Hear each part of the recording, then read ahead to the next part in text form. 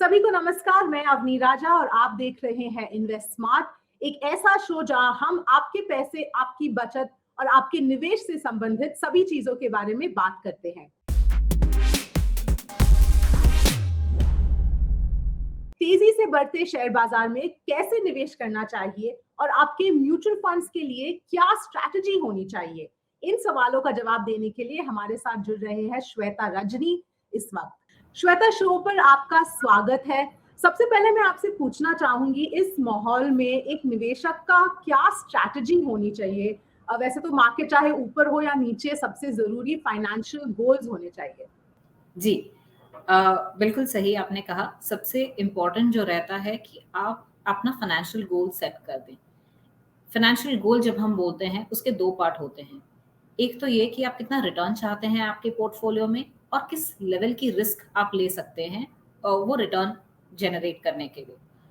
अब जब आप रिटर्न का ऑब्जेक्टिव भी सेट कर रहे हैं तो आप 12%, 13%, 14% क्या रिटर्न की उम्मीद रखते हैं, ये आपने पहले डिसाइड कर लेना चाहिए।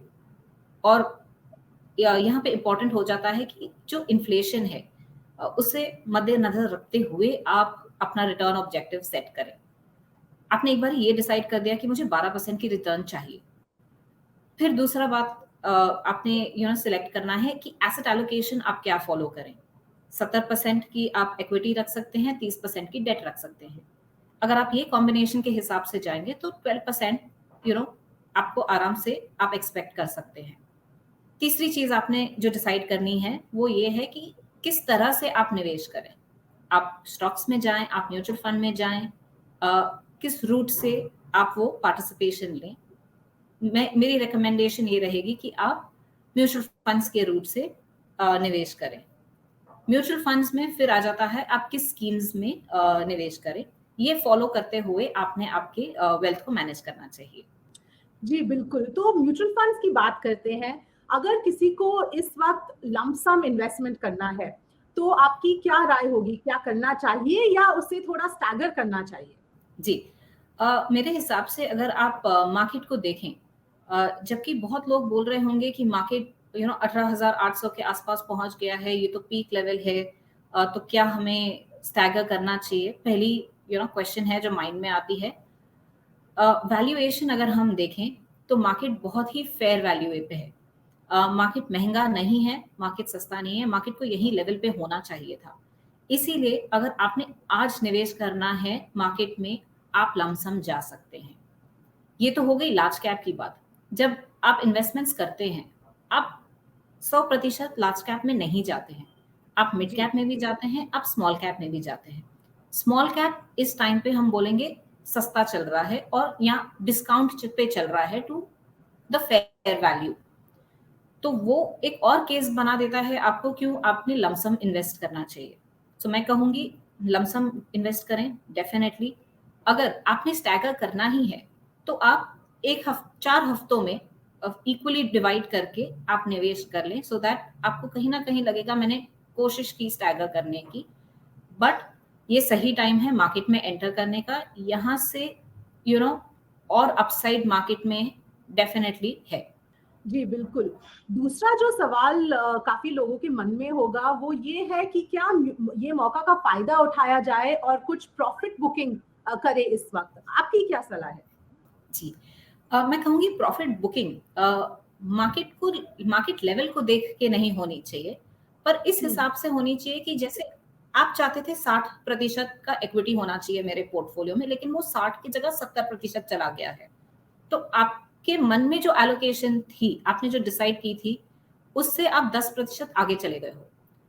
फिर मार्केट चाहे जहां भी हो, आपने वो 10% की प्रॉफिट बुक करके वापस 60% पे आ जाना चाहिए।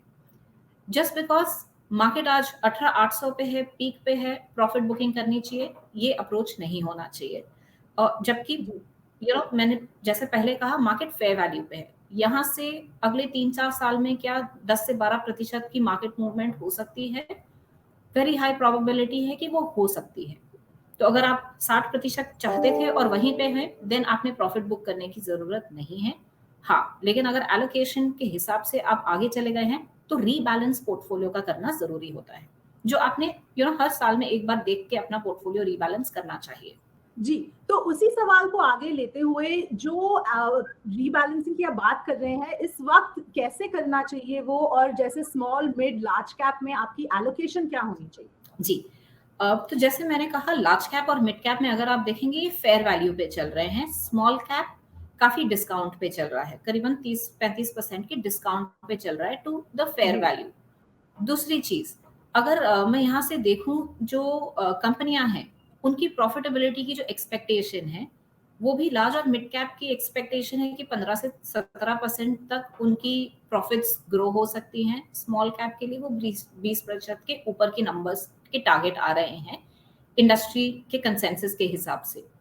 तो ये 2 चीज़ों को ध्यान में रखते हुए मैं कहूँगी कि 50% आप लार्ज कैप रख सकते हैं, 20% मिड कैप रख सकते हैं, 30% आप अपने पोर्टफोलियो में स्मॉल कैप रख सकते हैं। जी। और एक और सवाल जो है वो ये है कि फंड सिलेक्शन किस तरीके से इस वक़्त करना चाहिए? क्या-क्या मन में रखना चाहिए? मैं कहूँगी जब फंड सिलेक्शन होती है ना, उसको एक्चुअली मैं 2 भागों में स्प्लिट कर दूँगी। पहला भाग ये कि जो कैटेगरी है, आपने राइट कैटेगरी में होना चाहिए।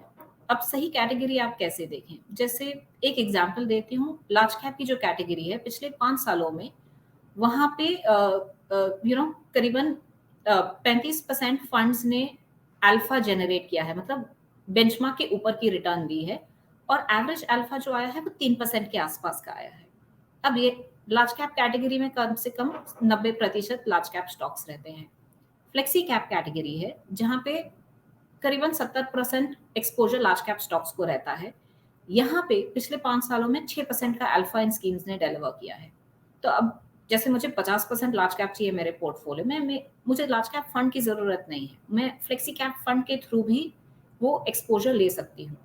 तो कुछ कैटेगरीज़ जो बहुत अच्छी हैं, जहाँ आप कंसिडर कर सकते हैं, वो हो गई आपकी flexi cap, small cap, multi cap, mid cap.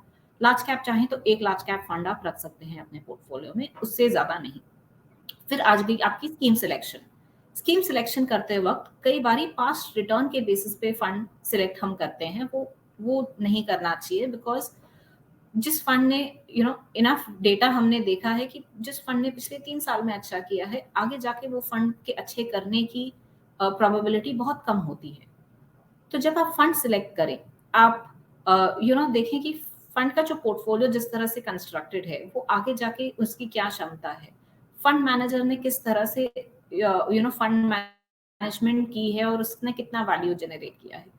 तो ये कुछ चीज़ें आपने ध्यान में रखनी चाहिए। Risk parameters, standard deviation, downside deviation, ये कुछ टेक्निकल पैरामीटर्स हैं जो आप देख के अपना फंड सिलेक्ट कर सकते हैं। अ, अगर मुझे कुछ रिकमेंडेशन देनी है, देन मैं कहूँगी आप देख सकते हो quant active, Kotak emerging, Franklin blue chip, HDFC flexi cap. ये कुछ फंड्स हैं जो आप कंसिडर कर सकते हैं आपके इन्वेस्टमेंट के लिए। जी, बिल्कुल। और आखिरी सवाल मेरा ये है, इंडेक्स फंड्स के बारे में आपकी क्या राय है? इंडेक्स फंड्स के लिए मैं कहूँगी कि इंडिया में एक्टिव फंड्स जो रहते हैं, 70% एक्टिव फंड्स ने अल्फा जनरेट किया है, अगर मैं 20 साल की हिस्ट्री देखूं तो। तो अगर आप जस्ट स्टार्ट कर रहे हैं, आपको इतना नहीं समझ में आता, आपके पास एक डिस्ट्रीब्यूटर या एडवाइजर नहीं है, यू आप इंडेक्स फंड से स्टार्ट कर लें, लेकिन इसे ध्यान में रखें कि इंडेक्स फंड आपको एक्टिव फंड से 1-1.5% कम की ही रिटर्न देगा। जब आप इंडेक्स फंड सिलेक्ट कर रहे हैं, तो आपने ध्यान में रखना चाहिए जो कम एक्सपेंस वाला फंड है, आप उसमें निवेश करें, क्योंकि आपका इंडेक्स फंड का रिटर्न और जो एक्चुअल इंडेक्स का रिटर्न है, एक्सपेंस रेशियो की वजह से अलग हो जाता है। तो कुछ फंड्स जहाँ पे एक्सपेंस रेशियो सबसे कम है, यूटीआई इंडेक्स फंड एक है, आप एचडीएफसी इंडेक्स फंड देख सकते हैं, आईसीआईसीआई इंडेक्स फंड देख सकते हैं। शुरुआत के लिए ये ठीक है, लेकिन आगे जाके आप एक्टिव फंड्स में रहेंगे तो बेटर है। जी, बिल्कुल। श्वेता, हमारे साथ जुड़ने के लिए और ये सारी जानकारी के लिए धन्यवाद। आज के लिए बस इतना ही, मिलते हैं अगले हफ्ते एक और मुद्दे के साथ।